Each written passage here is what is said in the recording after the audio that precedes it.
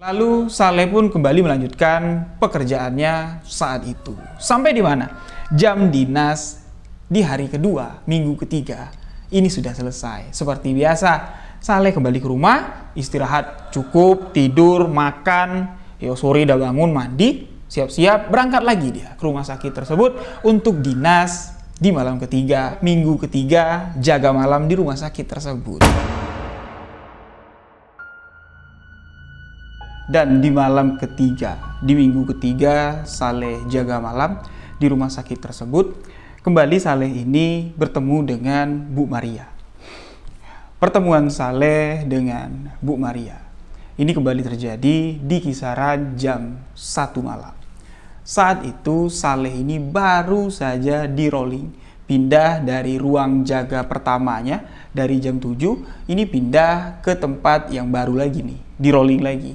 Nah, di malam ketiga, minggu ketiga, Saleh ini di rolling naik ke atas dia.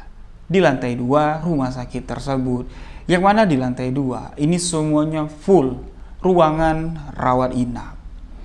Yang mana kalau di ruangan rawat inap, kalau sudah di jam 1 malam, ini sunyi, sepi sekali. Langkah-langkah kaki yang terdengar, ini di jam-jam tertentu saja. Itu adalah langkah-langkah kaki dari perawat-perawat yang ngecek pasien di ruang rawat inap. Kalau di lantai 2 rumah sakit, Saleh ini tidak banyak dia warawiri, muter-muter, ini tidak banyak. Jadi dia cuma duduk di bagian depan ruangan di lantai 2 tersebut sambil memperhatikan keadaan di sekitar lah. Nah, tiba-tiba saja Bu Maria kembali muncul secara misterius. Kemunculan Bu Maria ini tiba-tiba saja sudah ada di samping Saleh. Bang, abang pindah ke sini lagi? Loh, ibu kok bisa ke sini? Bukannya anak ibu dirawat di bawah? Kata Saleh. Iya, aku ke atas, mau lihat kamar di atas. Anakku mau pindahin ke atas saja. Dokter bilang kondisinya sudah agak sedikit membaik. Oh, masa iya ngelihat kamar jam segini? Iya, aku tadi baru dapat info dari perawat. Telat mungkin perawatnya ngasih info ke aku. Itu alasan dari Bu Maria ini. Nah, kembali di sini mereka berbincang-bincang. Dan obrolan pada malam itu, ya, ini cukup panjang. Tidak seperti ketika di kantin. Karena di lantai 2, ya, ini tidak ada yang melihat mereka tengah berbicara. Karena sepi sekali di bagian luar lantai 2 rumah sakit tersebut. Di obrolan pada malam itu, barulah di sini Saleh ini dapat mengingat apa-apa saja yang diobrolin Bu Maria sama si Saleh di malam itu. Mereka membicarakan tentang masalah pribadi lah. Bu Maria menceritakan kalau anak yang ditunggunya di rumah sakit yang sakit ini adalah anak bungsunya, anak perempuan Bu Maria. Yang mana usianya ini sudah hampir 25 tahun. Tapi anaknya ini belum mau disuruh nikah. Sedangkan Bu Maria ini kepingin sekali punya cucu dari anak perempuannya. Karena anak perempuan Bu Maria ini adalah anak perempuan satu-satunya. Bu Maria punya anak 4, 3 laki-laki, 1 perempuan. Nah, kepingin sekali. Sebelum mati nanti, Bu Maria bilang, aku kepingin melihat cucu dari anak perempuanku. Tapi susah kali anak ini disuruh nikah. Bahkan tidak pernah dia ngenalin pacarnya sama ibu. Entah apalah yang dipikirkannya. Sampai sekarang sama sekali belum kepikiran buat nikah. Padahal teman-temannya ini sudah banyak yang punya anak. Itu yang diceritakan Bu Maria kepada Saleh di malam itu. Dan Bu Maria pun bertanya sama si Saleh, kamu gimana bang? Udah nikah kamu? Udah punya anak? Tanya Bu Maria. Saleh menjawab dengan senyuman dan mengatakan, belum Bu, belum kepikiran ke sana. Loh, kok belum kepikiran? Kata Bu Maria. Emang sekarang umur abang berapa? Saleh menjawab, sekarang umur saya masuk 29 tahun Bu. Loh, 29 tahun itu bukannya anak muda lagi. Sudah pantas loh kamu berkeluarga. Apalagi yang ditunggu? Kerjaan udah bagus.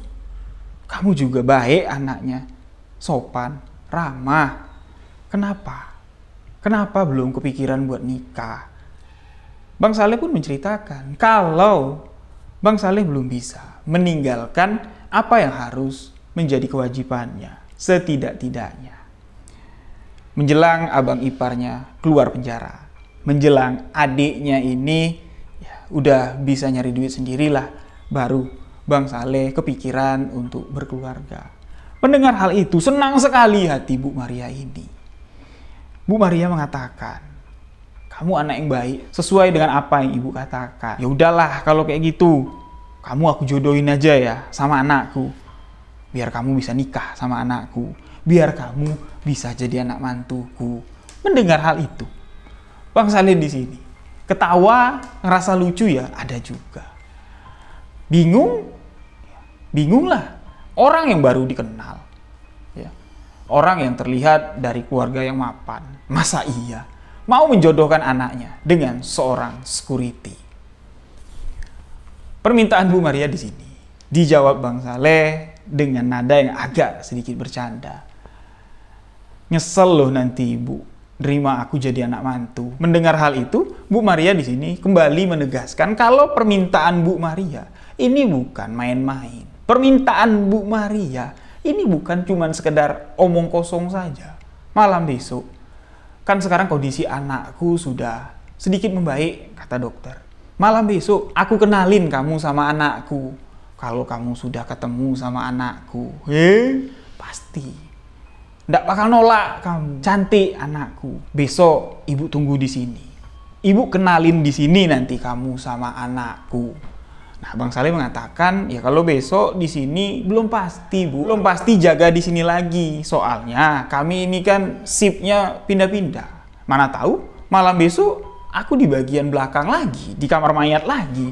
Yo, mustahil kan? Ibu bawa anak perempuan ibu nemuin aku di sana, tapi Bu Maria di sini memastikan kepada Saleh bahwa malam besok pasti kamu ditempatkan dinas di sini lagi. Bu Maria pun pamit pergi meninggalkan Saleh. Dan ketika Bu Maria ini berjalan untuk menuju ke bawah, menuju ke tangga, Saleh di sini melihat langkah kaki Bu Maria ini kayak cepat sekali.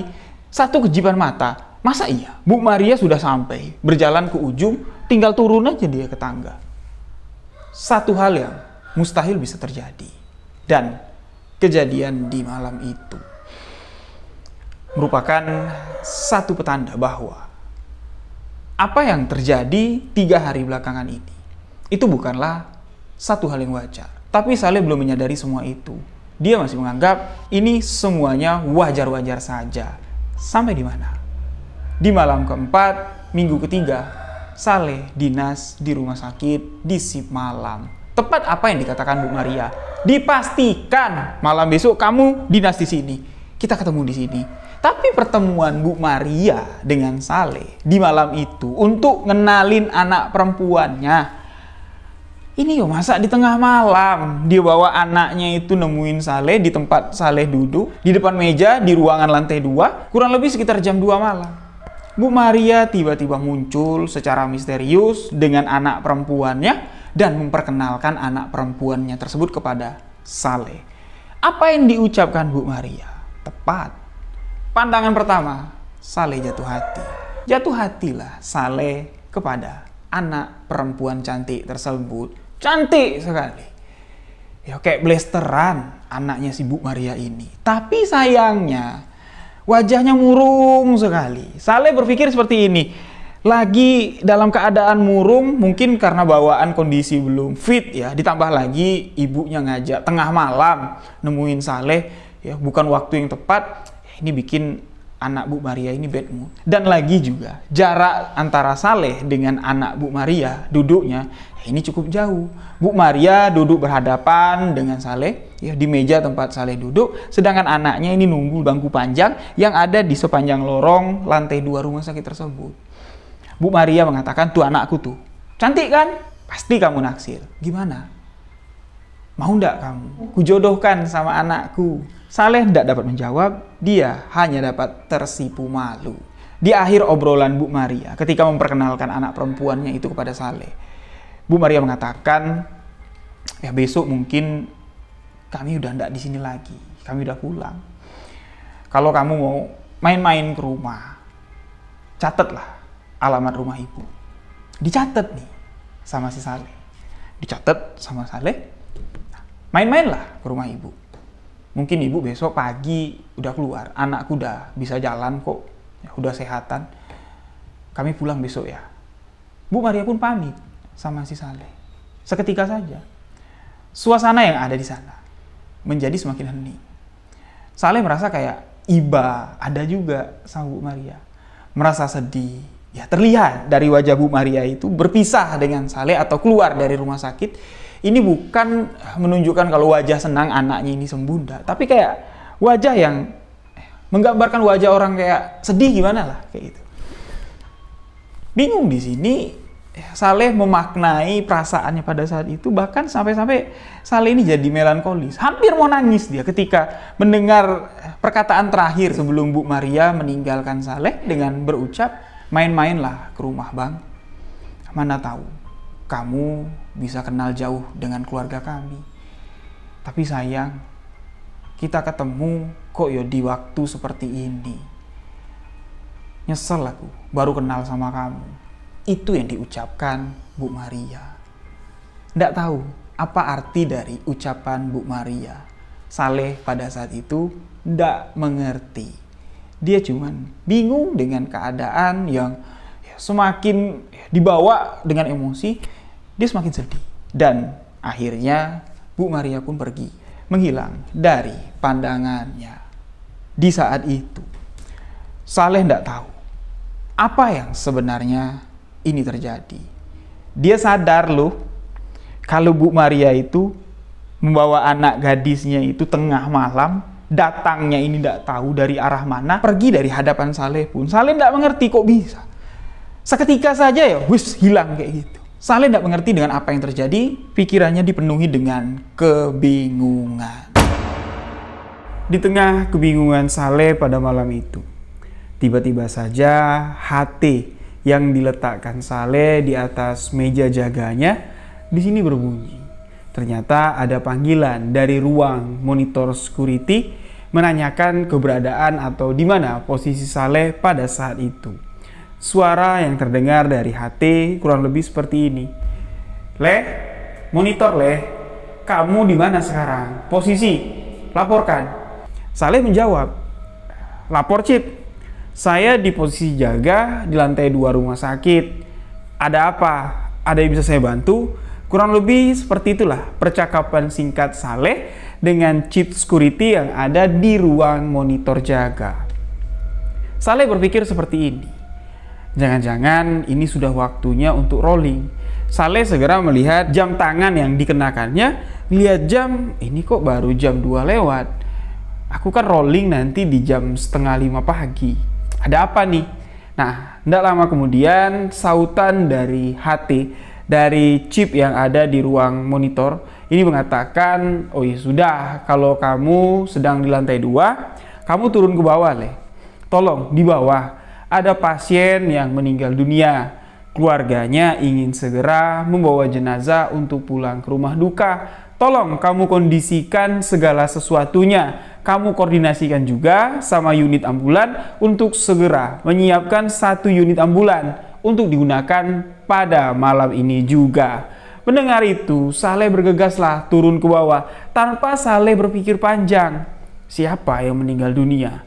Karena di rumah sakit pada saat itu memang banyak pasien-pasien yang dirawat di ruang inap, apalagi pasien-pasien yang ada di ruang ICU. Walaupun Saleh ini tidak menjaga bagian ruang ICU, dia tahu ada beberapa pasien yang tengah mengalami keadaan kritis.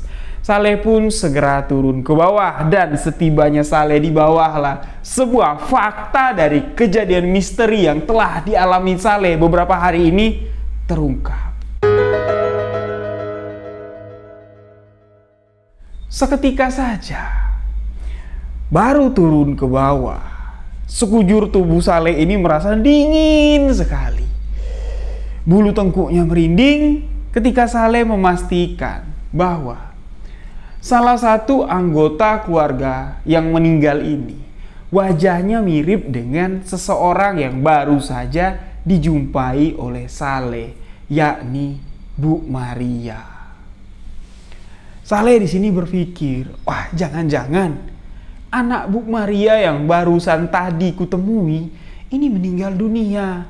Saleh yang mencoba untuk mendekati sosok Bu Maria ya yang ada di depan pintu salah satu ya ruang rawat, tapi Saleh sama sekali tak dapat untuk menyapa sosok Bu Maria yang hanya terlihat sedih. Wajahnya itu menggambarkan kesedihan yang sangat dalam sekali.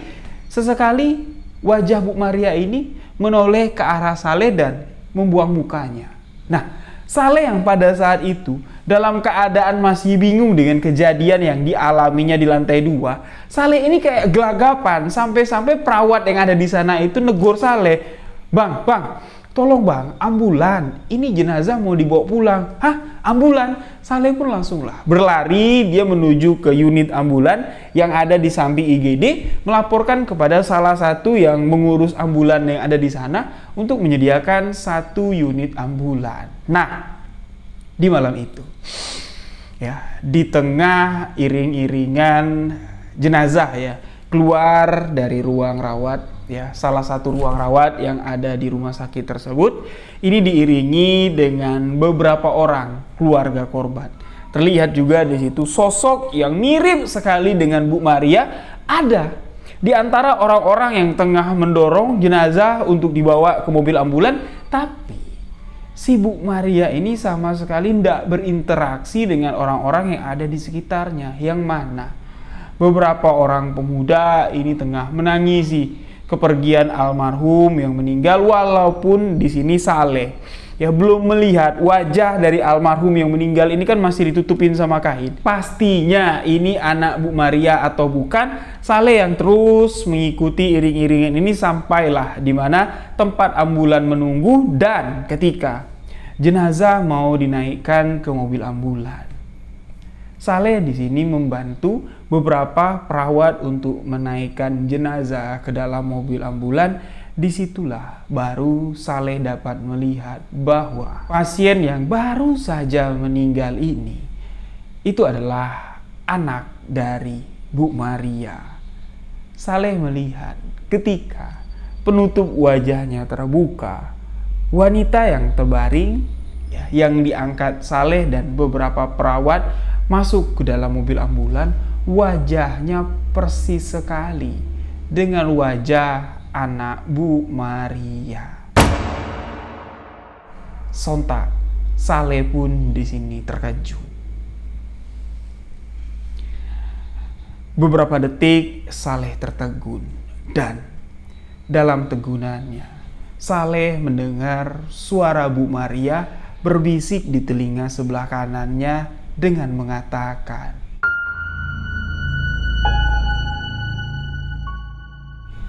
Bang, Ibu pamit ya, kami pulang. Saleh yang mencoba mencari suara yang berbisik di telinganya, melihat ke kiri dan ke kanan, ini tidak menemukan wujud dari Bu Maria. Suara itu lenyap ketika suara sirine ambulan berbunyi. Kurang lebih di jam 3 dini hari, jenazah wanita yang baru saja meninggal ini dibawa pulang ke rumah duka. Dan beberapa saat setelah kejadian ini berlalu, baru Saleh di sini sadar bahwa apa yang gue alami ini bukan sesuatu yang biasa. Saleh sudah merasa tidak enak di sini, sahabat-sahabat. Dia pun tidak berani untuk melanjutkan dinasnya di malam itu di lantai 2 karena ini belum waktunya untuk rolling. Jadi setelah Saleh menyiapkan segala sesuatunya untuk kepergian atau keberangkatan jenazah yang baru meninggal ini, seharusnya Saleh ini kan naik ke atas lagi, tapi Saleh merasa tidak enak di sini dia.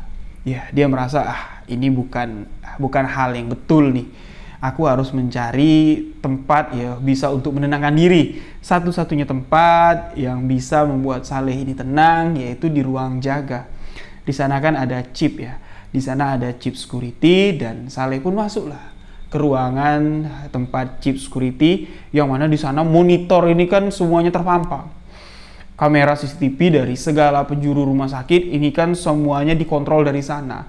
Nah, masuk ke ruangan itu, si Saleh ditanya sama Cip, "Loh, Leh, kamu nggak naik ke atas, ke pos jaga kamu?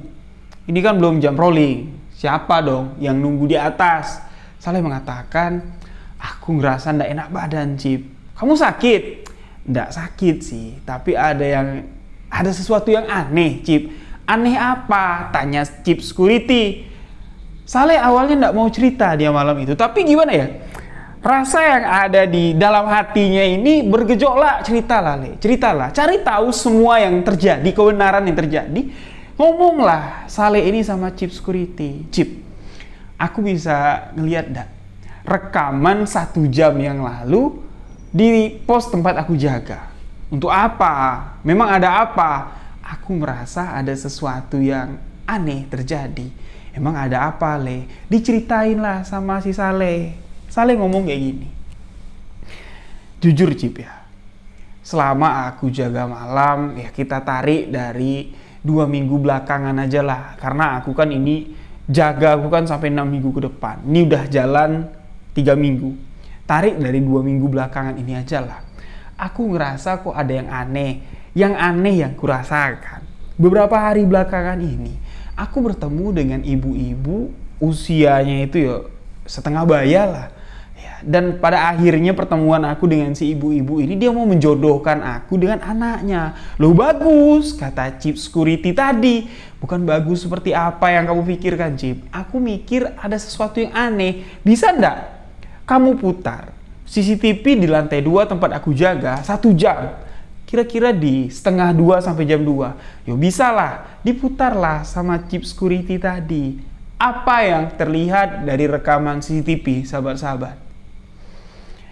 Di tempat Saleh jaga, ya, di tempat Saleh jaga di jam 2 malam ya, setengah 2 malam di lantai 2. Di tempat Bu Maria ini membawa anak gadisnya tempat bertemu dengan Saleh. Yang ada di rekaman CCTV itu apa? Itu Saleh cuman seorang diri yang kayak orang gila ya, ngomong kayak sedang ngomong sama seseorang, pindah ke sana, pindah ke sini, pindah ke sana, pindah ke sini. Di sana itu ndak ada Bu Maria, itu ndak ada anak gadis Bu Maria, itu sama sekali ndak ada.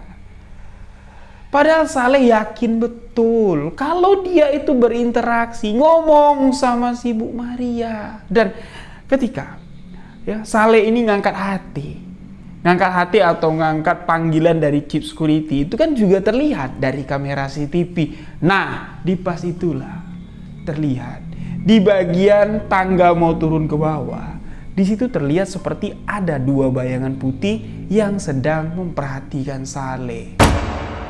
Dan apa yang dilihat Saleh dan Cip security pada malam itu membuat Cip security yang ada di sana ketakutan. Apalagi Saleh bukan main ketakutan. Nah, pada saat itu ini sudah ada sedikit kebenaran ya yang terungkap.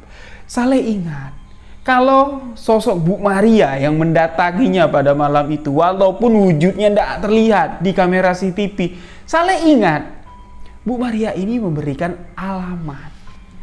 Dirogoh lah dari saku celana Saleh, terlihat alamat itu betul-betul tertulis, tulisan tangan Saleh, dan dari alamat yang tertinggal itulah sebuah kebenaran, fakta misteri kembali terungkap.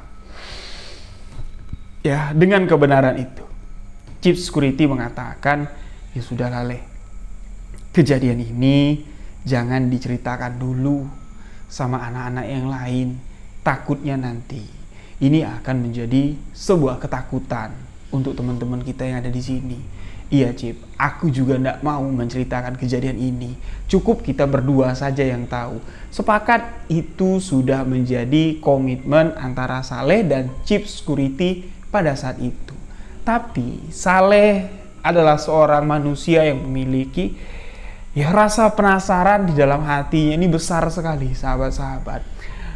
Ya, setelah dia bertemu dengan Cip security, setelah ada perjanjian kalau cerita ini tidak perlu dikasih tahu sama anak-anak yang lain, Saleh pun pamit buat keluar sebentar. "Kamu mau kemana, Leh?" Kamu mau ke lantai 2 lagi? Ndak, aku mau bikin kopi sebentar lah, kata Saleh tadi. Ya udahlah, keluarlah Saleh ini. Saleh bohong sama chief security. Dia ndak bikin kopi. Di sini Saleh mendatangi ruang rawat tempat anak si Bu Maria ini dirawat. Dia menemui salah satu suster yang ada di sana. Kita sebut saja Suster Fitri. Suster Fitri yang tengah membuat laporan ya, kalau ada pasien yang meninggal dunia. Suster Fitri di sini ditanya sama si Saleh, "Fit, tadi yang barusan jenazahnya dibawa pulang sama keluarga, itu sakit apa?" Ditanya sama si Saleh seperti itu ya. "Oh, itu korban kecelakaan, Le." "Oh, korban kecelakaan. Sudah berapa lama dirawat di sini?" "Ya, termasuk malam ini, hitungan malamnya 3 malam." "Oh, itu dibawa kemana jenazahnya?" "Nah, kalau untuk itu kamu tanya sama sopir ambulan aja nanti." "Memang ada apa?" tanya si Suster Fitri. Ndak apa-apa. Aku cuman kaget aja. Tadi tiba-tiba ada panggilan untuk nyiapin ambulan. Tumben ya, jenazah yang meninggal tengah malam kayak gini langsung dibawa pulang ke rumah duka." "Iya, karena sebelumnya ibu dari almarhumah yang tadi barusan meninggal itu meninggal duluan." "Hah?" kata Saleh. "Ibunya meninggal duluan gimana?" "Iya, korban masuk ini ada 2 ya, ibu dan anak mengalami kecelakaan. Ibunya baru beberapa jam dirawat di IGD itu sudah menghembuskan nafas terakhir. Kasihan sekali. Sedangkan anaknya itu masih bisa bertahan sampai beberapa jam yang lalu." "Maksud kamu gimana, Fit? Tolong ceritain, aku penasaran." Saleh ngomong kayak gitu. Fitri pun di sini menceritakan. Kronologinya aku ndak tahu jelas kayak mana. Yang jelas, tiba-tiba saja ada ambulan datang membawa 2 korban. Satu seorang wanita parubaya, wanita yang setengah baya lah kata si Fitri. Yang satu lagi seorang wanita muda. Mereka mengalami kecelakaan lalu lintas. Mobil yang dikendarai mereka, menurut cerita, yang mengendarainya ini adalah ibu-ibu yang bawa mobil ya, wanita parubaya yang menjadi korban juga. Ini mengalami kecelakaan tabrakan beradu kambing. Nah, ketika dibawa ke unit gawat darurat beberapa jam karena pendarahan yang cukup parah di bagian kepala, wanita parubaya yang nyetir, yang mengendarai mobil tersebut, ini nyawanya tak dapat diselamatkan, meninggal dunia dan lekas langsung dibawa pulang ke rumah duka. Sedangkan anak perempuannya ini mengalami luka yang cukup serius, yang mengalami patah tulang di bagian leher dan baru beberapa jam yang lalu nyawanya tak dapat tertolong lagi. Beliau meninggal dunia dan pihak keluarga lekas minta untuk segera dibawa pulang ke rumah duka. Mendengar hal itu, Saleh ini kayak sedikit ada connect lah dengan sosok Bu Maria. Wajah Bu Maria terpintas di pikiran Saleh. Sontak Saleh menangis.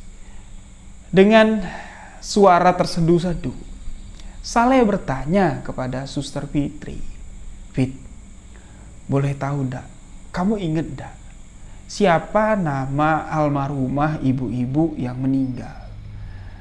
Yang kamu bilang anaknya baru beberapa jam yang lalu meninggal. Emangnya kenapa, Le?" Ndak apa-apa." Fitri pun lekas membuka berkas yang tengah dipegang sama Suster Fitri ini tadi ya. Ternyata berkas yang dipegang sama Suster Fitri ini adalah berkas dari anak Bu Maria yang baru meninggal. Dibuka berkas, ternyata nama dari almarhumah ibu-ibu yang meninggal dunia ini adalah Maria. Ternyata Bu Maria yang ditemui Saleh, yang mau menjodohkan anaknya dengan Saleh, ternyata sudah meninggal dunia. Tepat apa yang dikatakan Bu Maria barusan tadi ketika terakhir bertemu dengan Saleh, bahwa malam ini mungkin terakhir kita ketemu, Nak.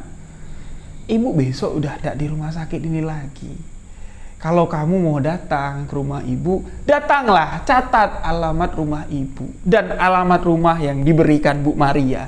Satu-satunya petunjuk. Kalau alamat rumahnya betul, sesuai, itu alamat rumah Bu Maria. Berarti yang dialami Saleh ini adalah sebuah kejadian yang sangat luar biasa. Saleh sudah mendapatkan beberapa fakta dari kejadian yang dialaminya. Saleh tinggal menunggu sopir ambulan ini pulang. Tak terasa waktu pun di sini mendekati waktu subuh. Begitu azan subuh berkumandang, Saleh pun bergegas langsung ke musola, langsung ngimamin sholat subuh. Pada saat itu, tidak pernah-pernahnya Saleh ini mau jadi imam, apalagi sholat subuh. Tapi tidak tahu kenapa, mungkin rasa takut yang ada dalam hatinya ini sudah bercampur aduk. Dia minta perlindungan kepada Allah Subhanahu wa Ta'ala, takut setakut-takutnya. Peristiwa ini membuat Saleh ini gentar. Dia jadi imam setelah mengimami sholat subuh pada saat itu di musola rumah sakit. Saleh langsung bergegas ke unit gawat darurat, bertanya, sopir ambulan yang bawa jenazah jam 3 pagi tadi udah pulang belum? Sudah. Kenapa, Leh? Dah, aku mau ketemu. Nah, bertemulah. Kita sebut saja Pak Prapto, sopir ambulan tadi. Saleh langsung to the point, bertanya sama Pak Prapto, Pak, Bapak nganter jenazah jam 3 pagi tadi, itu kemana, Pak? Pak Prapto bilang kesini Leh. Dan apa yang dikatakan Pak Prapto, alamat itu sesuai dengan alamat yang dipegang sama si Saleh. Innalillahi wa inna ilaihi roji'un. Sebuah kejadian misteri yang sangat tak terduga sekali. Di pagi itu, selepas jam dinas, hari yang akan dilalui oleh Saleh ini cukup berat, sahabat-sahabat. Berat bukannya ada masalah besar yang akan dihadapi sama Saleh, enggak. Tapi kenyataan yang cukup mengerikan yang akan dihadapi oleh Saleh. Rasa keingintahuan Saleh ini ya manusiawi lah. Seseorang yang mengalami hal seperti Saleh ini pasti akan membuktikan kebenaran dari peristiwa tersebut sampai ke titik rasa di mana Saleh betul-betul yakin peristiwa ini betul terjadi. Saleh selepas jam dinasnya ini berbekal alamat yang ditulis Saleh dari lisan Bu Maria yang mengucapkan, alamatku di sini, tolong kamu catat kalau kamu mau ketemu, mau main-main ke rumahku. Berbekal alamat tersebut, Saleh dengan mengendarai sepeda motornya pergi mencari alamat tersebut. Dan setibanya di alamat yang dipegang oleh Saleh, di sana ada keramaian, bendera kuning terlihat di depan rumah tersebut dan dapat dipastikan itu alamat almarhumah Bu Maria, yang mana di pagi itu seluruh warga sekitar, seluruh keluarga ini tengah mempersiapkan pemakaman dari putri almarhumah Bu Maria yang akan dijodohkan kepada Saleh.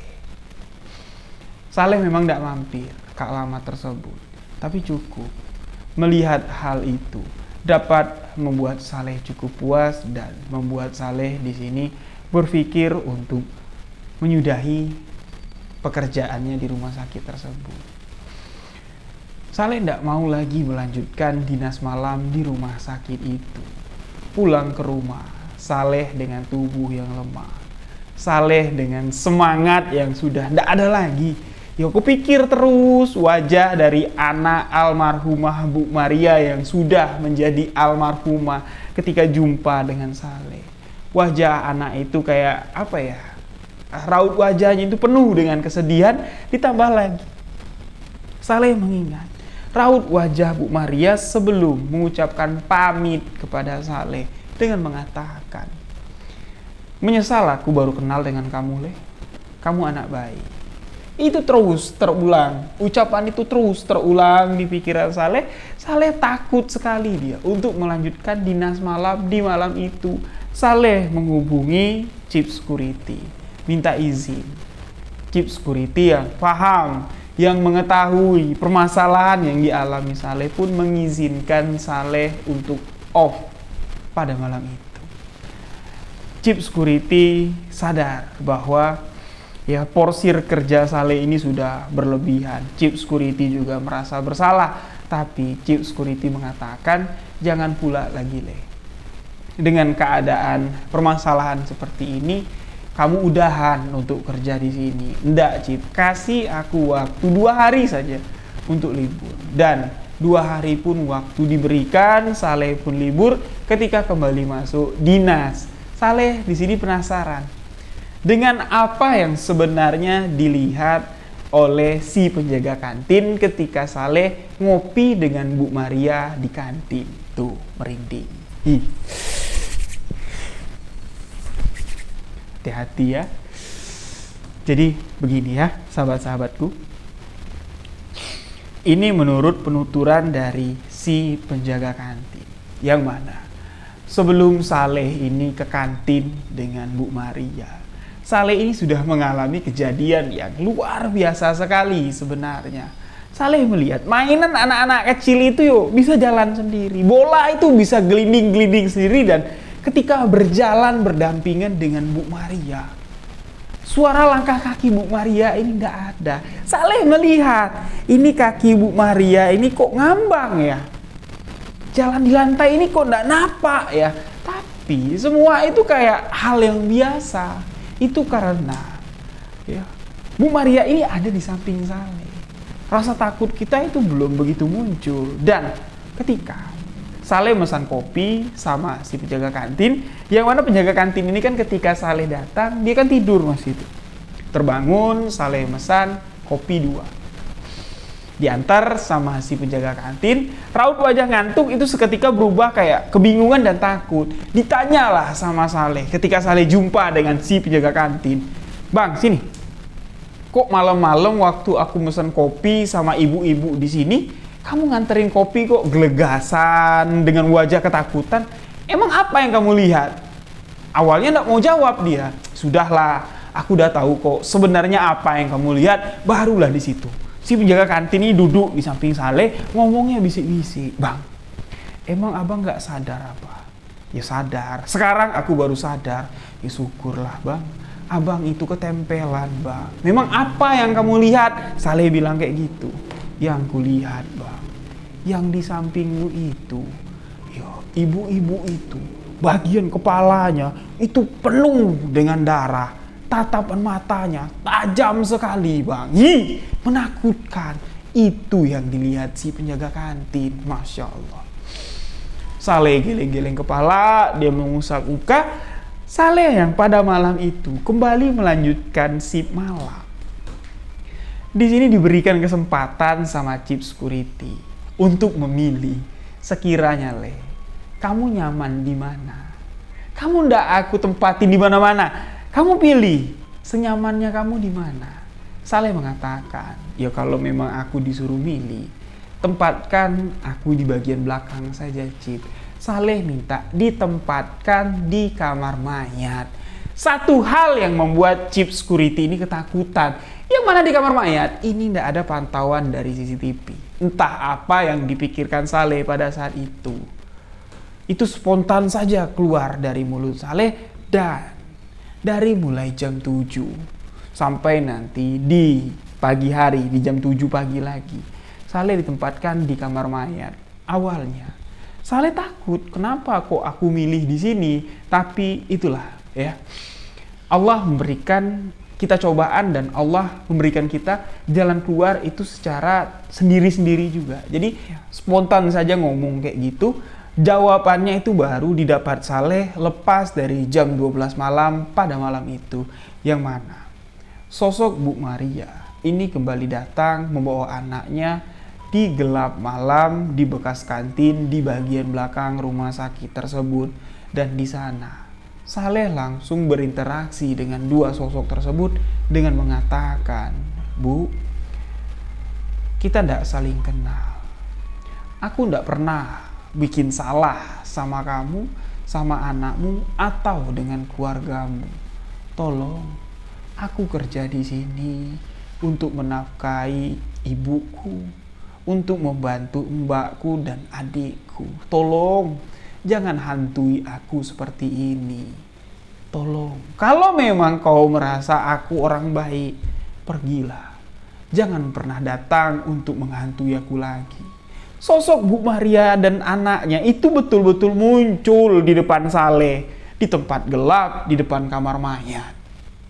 Apa kata sosok Bu Maria yang perwujudannya ini bukan perwujudan ibu-ibu ya parubaya dengan wajah yang bagus lagi, enggak. Tapi perwujudan asli ketika Bu Maria datang ke rumah sakit tersebut. Korban kecelakaan dengan darah yang penuh menutupi bagian wajahnya. Sosok arwah Bu Maria mengatakan, "Bang, kamu anak yang baik. Menyesal, aku baru mengenalmu setelah aku mati."